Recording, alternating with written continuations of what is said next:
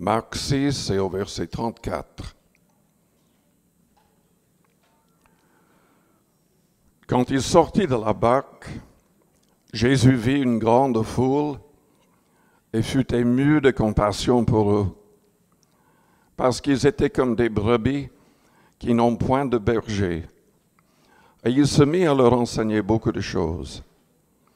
Comme l'heure était déjà avancée, ses disciples s'approchèrent de lui et dirent, « Ce lieu est désert et l'heure est déjà avancée. Renvoie-les afin qu'ils aillent dans les campagnes et dans les villages des environs pour s'acheter de quoi manger. » Jésus leur répondit, « Donnez-leur vous-même à manger. » Mais il lui dit, « Irons-nous acheter des pains pour 200 deniers et leur donnerions-nous à manger? » Et il leur dit, « Combien avez-vous de pain? Allez voir. » Ils s'en assurèrent et répondirent, « 5 et 2 poissons. » Alors il leur commanda de les faire tous asseoir par groupe sur l'herbe verte. Ils s'assirent par rangées de 100 et de 50. Il prit les 5 pains et les 2 poissons, et levant les yeux vers le ciel, il rendit grâce. Puis il rompit les pains, et il les donna aux disciples, afin qu'ils les distribuent à la foule. Il partagea aussi les 2 poissons entre tous. Tous mangèrent et furent rassasiés, et l'on emporta 12 paniers pleins de morceaux de pain, et de ce qui restait des poissons. Ceux qui avaient mangé les pains étaient 5 000 hommes. Père Céleste, nous te louons, nous te bénissons. Nous te remercions pour ta parole. Nous te remercions pour la présence du Saint-Esprit au milieu de nous. Nous te remercions pour ton amour. Tu désires que tous les hommes arrivent à la repentance, que tous soient sauvés. Seigneur, aide-nous à pouvoir partager ce message de l'Évangile correctement. Seigneur, que tous les croyants arrivent à témoigner et à convaincre les autres de leurs besoins de toi. Seigneur, remplis-nous de ton Esprit Saint, car sans toi, nous ne pouvons rien faire. Mais avec toi, tout est possible. Manifeste ton amour, manifeste ta puissance au milieu de nous cet après-midi. Sauve, guéris, baptise du Saint-Esprit, fortifie tous. Au nom de Jésus. Amen. Vous pouvez vous asseoir.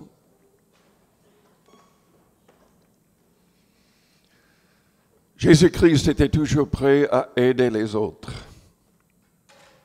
Il était même prêt à aider les gens qui ne demandaient rien. Plusieurs fois, il a guéri, il a accompli des miracles pour aider les gens dans le besoin, mais ces gens n'avaient rien demandé. Souvent, nous disons que Dieu agit selon notre foi. Il est vrai que la foi fait venir les miracles. Mais Jésus est tellement rempli d'amour et de compassion que bien des fois, il bénissait les gens qui n'avaient pas cette foi.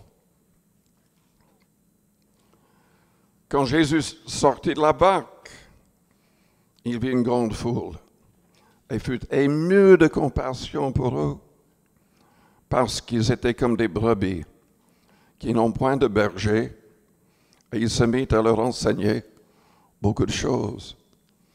Je me rappelle dans l'Évangile, un jour Jésus marchait avec ses disciples et ils arrivent là où il y avait une procession funéraire. Il y avait une veuve qui avait perdu son seul fils. Elle ne demande rien, mais il arrête la procession. Il ressuscite le Fils. Jésus-Christ voudrait faire énormément de choses pour les hommes. Déjà, il a accompli par sa mort et sa résurrection ce qui était l'acte suprême. Il est mort pour nos péchés, ressuscité pour notre justification. Et il ne s'agissait pas de n'importe qui, il s'agit du Fils de Dieu, celui qui a créé toutes choses, selon la Bible. Celui qui existait en forme de Dieu avant de se dépouiller pour devenir un vrai homme. Devenu un vrai homme, afin de pouvoir intercéder pour nous. Je pense aussi à Saul. Saul ne demandait rien. Saul allait de ville en ville persécutant les chrétiens. Il croyait que le christianisme était une secte et il voulait tout faire pour l'arrêter. Il poussait même, sans doute à cause, par la torture, à blasphémer. Et la Bible dit que sur la route de Damas, Jésus-Christ s'est manifesté à lui dans une lumière éclatante qui l'a aveuglé. Et Saul s'est converti et il est devenu le grand apôtre Paul. La Bible dit que Dieu use de patience envers nous. Nous voulons qu'aucun périsse, mais que tous arrivent à la repentance. Malheureusement, en dépit des appels, en dépit des miracles, la majorité des hommes repoussent le Seigneur, rejettent la vérité. Mais Dieu a tant aimé le monde. Il a tant aimé le monde. Et il a donné son Fils. Il n'a pas épargné son propre Fils, afin que quiconque croit en lui ne périsse point, mais qu'il ait la vie éternelle. Dieu désire que nous ayons cette même vision, que nous puissions penser comme le Christ pensait, qu'on voit comme il voyait les choses, qu'on parle comme il parlait, qu'on agit et réagit comme le Seigneur. Dans Colossiens, chapitre 3, et au verset 12, nous disons ainsi donc comme des élus de Dieu, saints et bien-aimés, revêtez-vous d'entraide, de miséricorde, de bonté, d'humilité, de douceur, de patience. Supportez-vous les uns les autres. Et si l'un a sujet de se plaindre de l'autre, pardonnez-vous réciproquement. De même que Christ vous a pardonné, pardonnez-vous aussi. Mais par-dessus toutes ces choses, revêtez-vous de l'amour ou de la charité, comme c'est traduit, parce que la sorte d'amour qui est en grec est la sorte qui donne sans rien recevoir en retour. C'est le lien de la perfection. La Bible déclare que Jésus-Christ a souffert absolument pour tous les hommes, sans exception. Malheureusement, uniquement ceux qui acceptent son sacrifice, qui deviennent de vrais disciples, vont profiter de cela. Mais il s'est donné pour absolument tous. Revenons à Marc 6. Au verset 39. Le Seigneur voulait aider la foule. Il avait peur qu'ils n'arrivent pas à retourner chez eux sans manger. Et donc il a accompli un miracle, mais il a agi au travers de ses disciples. Alors il leur commanda de les faire tous asseoir par groupe sur l'herbe verte. Et ils s'assirent par rangées de 100 et de 50. Mes frères, mes sœurs en Christ, Jésus-Christ désire avoir des disciples qui écoutent et qui suivent à la lettre ses directives. Évidemment, nous devons mettre en pratique les commandements qui sont dans le Nouveau Testament. Mais il a aussi des directives précises pour chaque croyant et pour chaque moment dans la vie. Pierre était vraiment à l'écoute dans Acte 10. Le Saint-Esprit lui a parlé directement, clairement, précisément. Il y a 3 hommes en bas, part avec eux, parce qu'il a obéi, parce qu'il a prêché dans la maison de Corneille. Il n'avait pas l'habitude d'entrer dans la maison d'un non-juif. Mais à cause de la vision que le Seigneur lui avait donnée, parce que le Saint-Esprit lui a parlé, il a accepté de le faire. Et pendant qu'il prêchait, toutes les personnes dans la maison, qui étaient tous des non-juifs, ont été baptisés du Saint-Esprit. Et voyant cela, Pierre a compris que tous pouvaient être sauvés par la simple foi en Christ. Et il les a baptisés d'eau. Ils sont entrés dans l'Église. C'était vraiment un grand tournant. Mais Dieu a des choses pour chacun de nous à accomplir. Sommes-nous à l'écoute? Nous ne savons pas pourquoi il voulait qu'il soit assis par rangées de 100 et de 50. Mais le Seigneur avait ses raisons. Et les apôtres, les disciples ont écouté et ont obéi. Jésus a dit quoi? Suivez-moi, je vous ferai pécheurs d'hommes.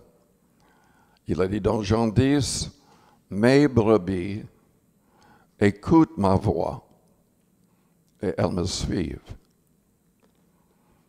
Est-ce que vous êtes en train de le suivre véritablement? De lui obéir? Pas uniquement au niveau des commandements, mais au niveau de ses directives. Est-ce que vous avez cette sorte de relation profonde? Et vous suivez vraiment la voix de son esprit?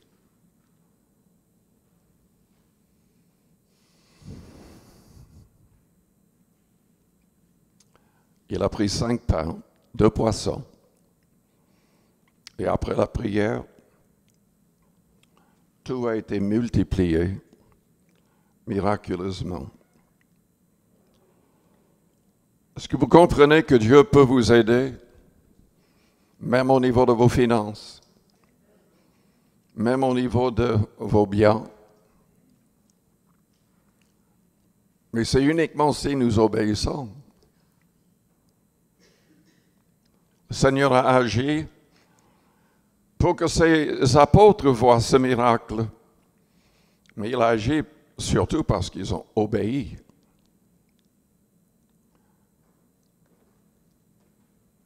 Dans l'Ancien Testament, vous vous souvenez de l'histoire du prophète Élie?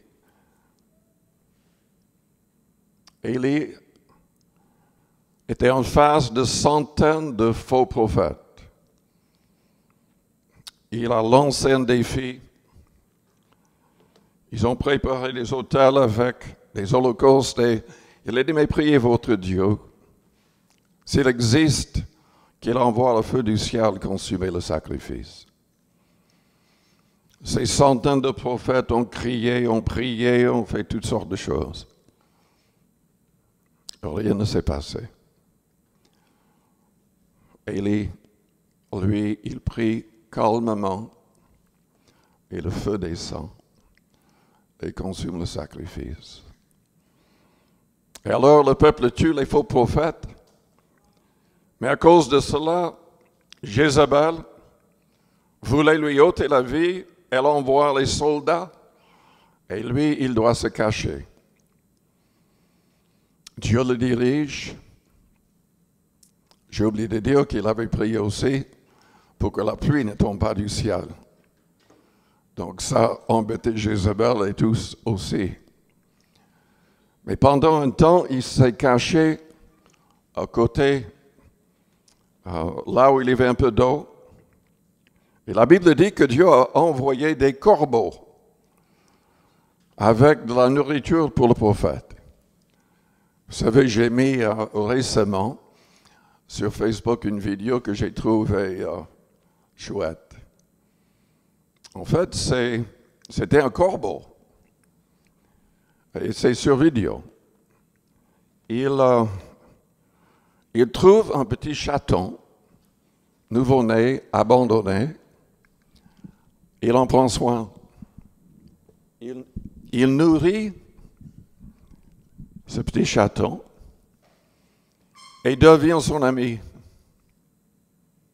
Il prend soin, il le protège pour qu'il ne traverse pas la rue et pour se faire écraser par une voiture. Tout est sur la vidéo, quoi. Et finalement, il y avait un couple âgé qui adopte le chaton, mais le oiseau, chaque matin, il tape sur la fenêtre jusqu'à ce qu'il permette que le chaton, qui est un chat maintenant, puisse partir et jouer avec lui. Assez extraordinaire. Mais Dieu s'est servi de corbeaux pour nourrir le prophète. Mais après un certain temps, il n'y met plus d'eau dans cet endroit. Et Dieu envoie le prophète ailleurs, il lui dit, il y a une veuve, va à sa maison. Elle est là avec un fils et elle croit que c'est l'heure où ils vont prendre leur dernier repas avant de mourir parce qu'il n'y a plus rien à manger. Le prophète lui dit, prépare-moi un petit gâteau en premier. Elle le fait. Et à partir de ce moment-là, Dieu agit miraculeusement pour multiplier toute la nourriture qu'elle a, jusqu'à la fin de la sécheresse. Dieu nourrit en fait le prophète, cette veuve et son fils, miraculeusement. Vous savez, quand nous obéissons au message de Dieu, c'est un message au travers du prophète pour cette femme. Dieu bénit. Dieu bénit. Il y a des gens qui n'aiment pas que les autres parlent d'argent, mais dans la Bible, Dieu en parle souvent, même très souvent. Dans le livre d'Agé, Dieu parlait à son peuple Israël. C'était une époque où le temple était en ruine. Et Dieu voulait que sa maison soit reconstruite. Mais le peuple ne donnait plus. Le peuple avait, certains, même beaucoup, avaient de belles maisons. Mais le temple était en ruine. Et Dieu a dit au chapitre 1er, au verset 5, « Considérez attentivement vos voies. Vous semez beaucoup et vous recueillez peu. Vous mangez et vous n'êtes pas rassasiés. Vous buvez et vous n'êtes pas désaltérés. Vous êtes vêtus et vous n'avez pas chaud. Le salaire de celui qui est à gage tombe dans un sac percé. Ainsi parle l'Éternel des armées. Considérez attentivement vos voies. Montez sur la montagne, apportez du bois et bâtissez la maison. J'en aurai de la joie et je serai glorifié, dit l'Éternel. Vous comptiez sur beaucoup, et voici, vous avez eu peu. Vous l'avez rentré chez vous, mais j'ai soufflé dessus. Pourquoi? Dit l'Éternel des armées. À cause de ma maison qui est détruite. Tandis que vous vous empressez, chacun pour sa maison, c'est pourquoi les cieux vous ont refusé la rosée et la terre a refusé ses produits. J'ai appelé la sécheresse sur le pays, sur les montagnes, sur le blé, sur le mou, sur l'huile, sur ce que la terre peut rapporter, sur les hommes et sur les bêtes et sur tout le travail des mains. Dieu bénit les gens qui ont sa maison à cœur, qui ont l'œuvre du Seigneur à cœur et qui donnent. Souvent, les gens croient épargner quelque chose en ne pas donnant, et en fait, ils mettent leurs gains dans des sacs troués, percés. Et il n'y a plus rien après. Dieu bénit les gens qui le mettent à l'épreuve en donnant.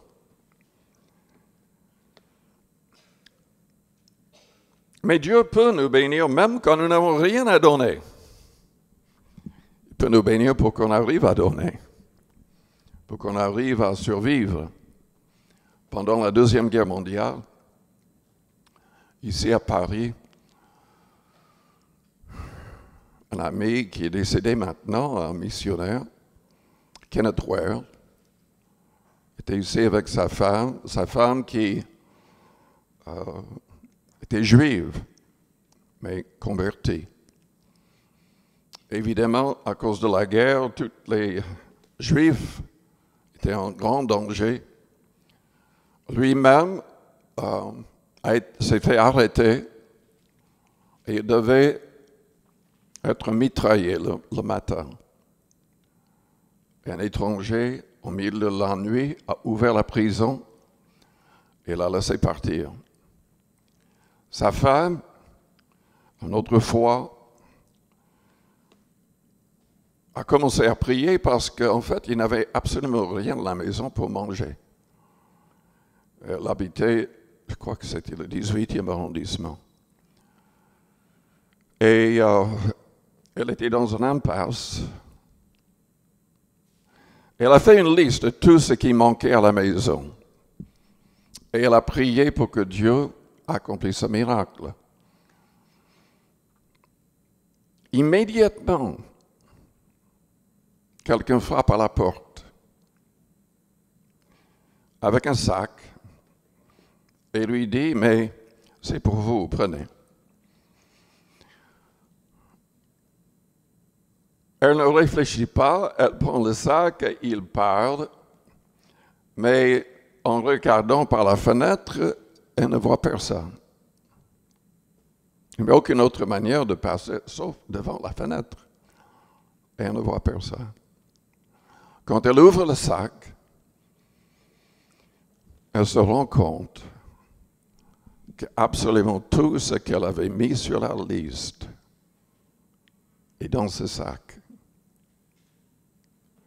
Dieu peut accomplir des miracles extraordinaires.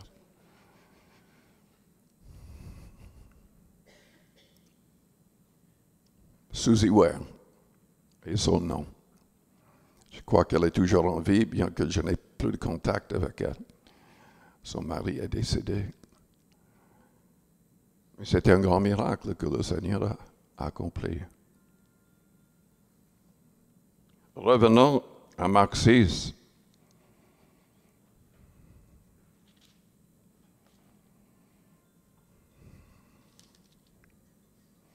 À partir du verset 45, Jésus marche sur les eaux.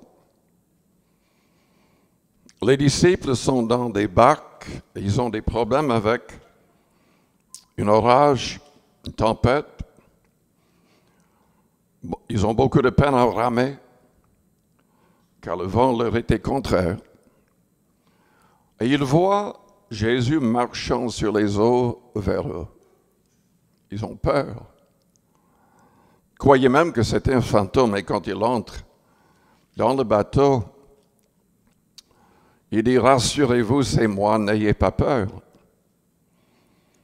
Puis il monta vers eux dans la barque et le vent cessa. Ils furent en eux-mêmes tout stupéfaits et remplis d'étonnement, car ils n'avaient pas compris le miracle des pains, parce que leur cœur était endurci. Et ensuite, il commence à guérir tout le monde miraculeusement. Mais il est dirigé vers un groupe de personnes en particulier. Et je voudrais vous souligner cela à partir du verset 53. Après avoir traversé la mer, ils vinrent dans le pays de Génézareth et ils abordèrent.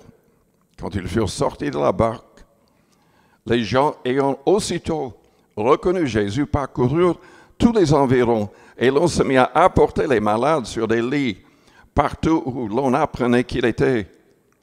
En quelques lieux qu'il arriva, dans les villages, dans les villes et dans les campagnes, on mettait les malades sur les places publiques et on le priait de leur permettre seulement de toucher le bord de son vêtement. Et tous ceux qui le touchaient étaient guéris. Le Saint-Esprit dirigeait le Seigneur vers les gens qui avaient la foi. Ces gens disaient et se disaient, si je puis toucher le bord de son vêtement, je serai guéri. Qu'est-ce que le Seigneur dit au chapitre 11 de Marc? Il maudit un figuier. Le lendemain, les disciples voient le figuier séché jusqu'aux racines. Et le Seigneur leur dit, mais ayez foi en Dieu.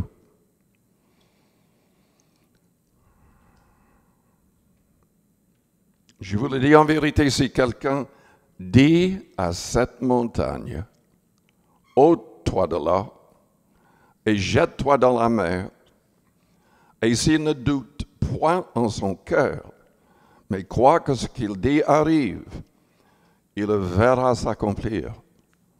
C'est pourquoi je vous dis, tout ce que vous demanderez en priant, croyez que vous l'avez reçu et vous le verrez s'accomplir.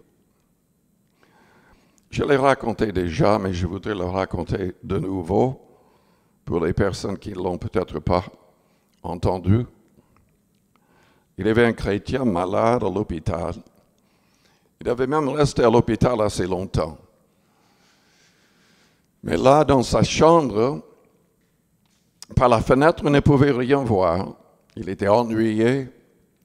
Il avait une sorte de colline ou... Enfin, je ne sais pas ce qu'ils avaient mis, mais il ne voyait rien que cette colline de je ne sais pas quoi qui bloquait sa vue.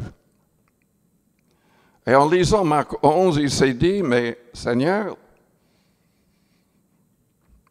j'aimerais avoir une belle vue si je suis obligé de rester à l'hôpital. Que cette colline soit ôtée au nom de Jésus-Christ. Devinez ce qui est arrivé.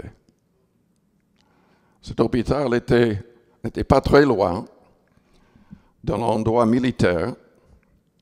Et il y avait de nouveaux recrues qui devaient apprendre à tirer des obus, etc., etc. Et un jeune a mal visé, il a même très mal visé. Et l'obus s'est dirigé vers l'hôpital, a touché la colline, et il avait une belle vue. Dieu peut agir comme il veut le faire. Ce qui compte, c'est qu'il agit quand on croit, quand on ne doute point. Est-ce que vous avez un besoin dans votre vie? Spirituellement, physiquement, autrement. Dieu veut qu'on manifeste la foi. Le Seigneur veut qu'on utilise des paroles de foi qui peuvent tout changer. Je vous invite à vous lever, fermons les yeux, couvrons les fronts. Si vous croyez que Jésus-Christ a tout pouvoir entre ses mains et qu'il peut aider avec n'importe quel problème, si vous avez un problème vous-même, une difficulté, si vous avez besoin de miracles, au niveau de la santé, au niveau des finances, à n'importe quel niveau, je vous invite à venir vers le devant et à placer votre confiance en Christ. Si votre vie n'est pas en règle spirituellement, venez. Demandez pardon. Il est fidèle pour pardonner. Il est fidèle pour purifier. Et il veut sauver tous les hommes. Si vous avez besoin de prière, besoin d'un miracle dans n'importe quel domaine, venez vers le devant. Élevez vos mains vers le ciel et demandez son aide avec vos paroles, vos propres paroles. Et nous prierons pour vous comme Jésus l'a demandé, en son nom avec l'imposition des mains. Jésus-Christ peut éloigner de nous tout esprit mauvais, tout démon, toute la puissance du diable. Il peut nous protéger. Il peut nous baptiser du Saint-Esprit avec le signe de parler en langue. Il peut guérir toute maladie. Toute maladie. Donc recevez par la foi. Il connaît déjà votre besoin. Commencez à remercier le Seigneur pour le miracle. Dites ce dont vous avez besoin. Utilisez une parole de foi. Ne doutez point et recevez le miracle. Recevez son pardon. Recevez le Saint-Esprit. Recevez la guérison. Recevez un miracle pour vos finances. Pour les besoins dans la famille. Au nom de Jésus-Christ. Je vais passer, vous imposer les mains rapidement et recevez de Jésus-Christ tout ce dont vous avez besoin. Je demanderai à ma femme de jouer quelque chose au piano. Mais louons le Seigneur, remercions le Seigneur. Tout est possible à celui qui croit. Jésus, il veut aider. Il est ému de compassion par rapport à nos besoins. Donc remercions-le, adorons-le, bénissez son saint nom.